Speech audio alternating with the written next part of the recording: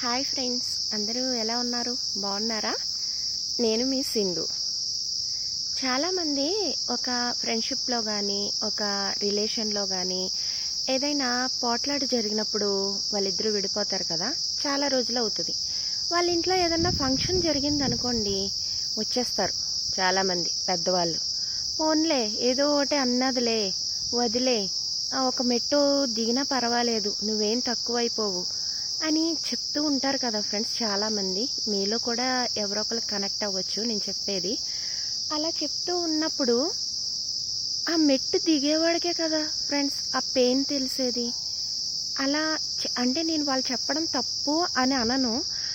ఆ మెట్టు దిగేది ఆ ఎదుటి వాళ్ళకి కూడా చెప్పొచ్చు కదా, వాళ్ళకి చెప్పరు.